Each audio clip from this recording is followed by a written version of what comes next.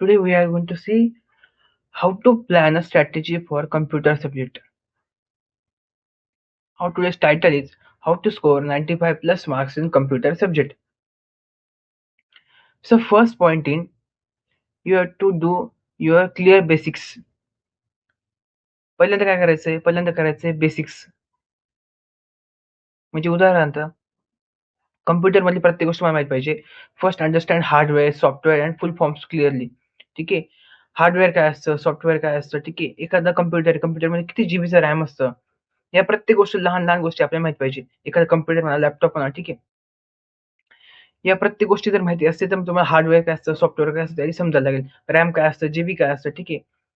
त्याच्यानंतर यूएसबी काय असतं, माऊस काय असतं, या वगैरे गोष्टी तुम्हाला माहित पाहिजे. असं पहिल्यांदा या बेसिक माहित पाहिजे. त्याच्यानंतर आहे practice practical practice daily. Computer is a practical subject. Practice on PC regularly. Daily कॉम्प्युटरवर किंवा लॅपटॉपवर ना प्रॅक्टिस करायची. स्कूलमध्ये लॅपटॉप असेल किंवा लॅपटॉप म्हणा कॉम्प्युटर असेल ना, त्याच्यावर डेली काय करायची? प्रॅक्टिस. काय करायची? Daily practice. शिकून घे शिक्षकाकडून कोणाकडून तरी शिकून घ्यायचंय. ठीक आहे. डेली प्रॅक्टिस करत राहायचंय. कारण कॉम्प्युटर हा कसा सब्जेक्ट आहे? हा एक प्रॅक्टिकल सब्जेक्ट आहे. प्रॅक्टिकल म्हणजे तुम्हाला करूनच बघावं लागणार. ठीक आहे.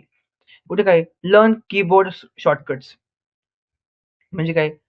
कीबोर्ड शॉर्टकट्स तुम्हाला माहिती आहे. उदाहरणार्थ कंट्रोल प्लस व्ही दाबतो आपण. ठीक आहे. शिफ्ट लावू शकतो आपण. ठीक आहे. अजून काय? असे शॉर्टकट्स यूज करणं. त्याच्यामुळे आपला वेळ वाचतो. म्हणजे काय? Saves time in exam, gives extra confidence. ठीक आहे.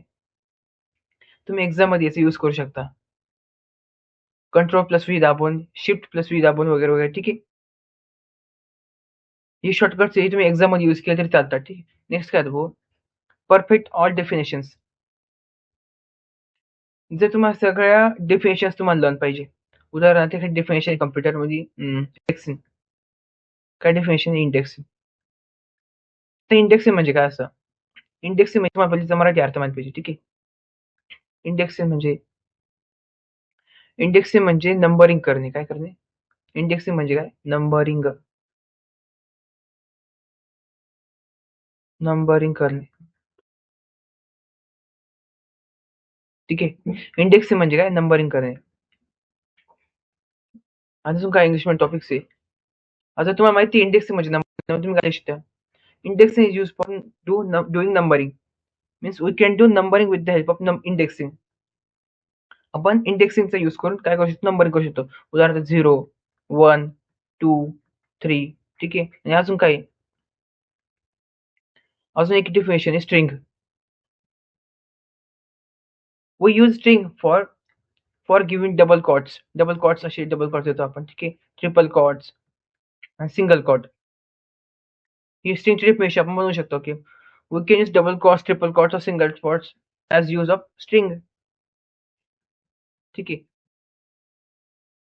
शक्यतो जी बुकमधली लँग्वेज आहे ती वापरली पाहिजे फुल मार्क्ससाठी. ठीक आहे. कारण कम्प्युटरमध्ये सगळे सब्जेक्ट कम्प्युटरमध्ये प्रत्येक शब्द, प्रत्येक वर्ड हा वेगळा मीनिंग असतो. ठीक आहे. अजून एक मेन पॉइंट आता understand programming logic. Don't mug up code. उदाहरणार्थ एखादा कोड आहे प्रिंट A+B. हा कोड आहे. ठीक आहे. Print A+B, A=1, B=1. ठीक आहे. आणि असं तुम्हाला सांगितलंय ही ऍक्च्युअली युवर असतं. ठीक आहे. हे ऍक्च्युअली युवर असतं. A=1, B=1, print A+B. तुमचं उत्तर काय आलं पाहिजे? तुमचं आउटपुट काय आलं पाहिजे? 2. ठीक आहे. तुमचं आउटपुट काय आलं पाहिजे? 2. मग हा जो कोड आहे, हा कोड हा लर्न लर्न नसतो करत, हा प्रॅक्टिस करायची असते त्याची. ठीक आहे. प्रॅक्टिस करायची असते, समजून घ्यायचं. Understand how it works. Print म्हणजे काय? A+B सगळ्यात पहिले वरती असतं. म्हणजे तुम्हाला A=1, B=1 ॲडिशनचा प्रोग्राम आहे. ठीक आहे. A=1 कोणता एक नंबर घ्या तुमच्या मनानं, B= तुमच्या मनात कुठला एक नंबर घ्या आणि प्रिंट प्रिंट म्हणजे सिंटॅक्स एक प्रकारचा लर्न करावा लागणार आहे. प्रिंट ब्रॅकेटमध्ये A+B हे ॲडिशनचं लॉजिक आहे. 2 नंबरची ॲडिशन करायचं लॉजिक आहे.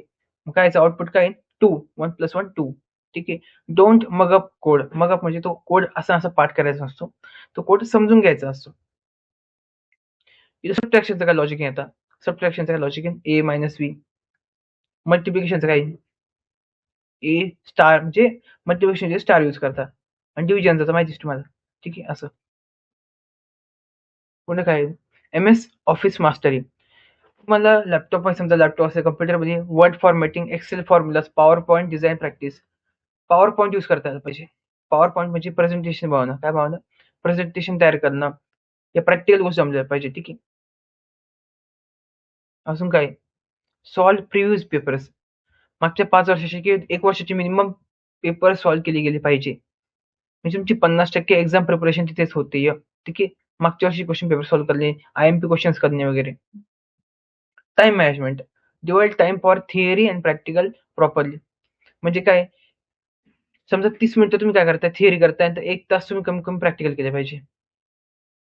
ठीक आहे. 30 मिनिटं थिअरी, 1 तास कमी कमी प्रॅक्टिकल केलं पाहिजे. दररोज एखादा कोड असेल, तो कोड रन करून बघितला पाहिजे. फोनवर कंपाइलर सर्च केला Googleला, तिथं पण एखादा कोड तुम्ही रन करून पाहू शकता. पुढे काय? स्मार्ट रिव्हिजन्स. रिवाइज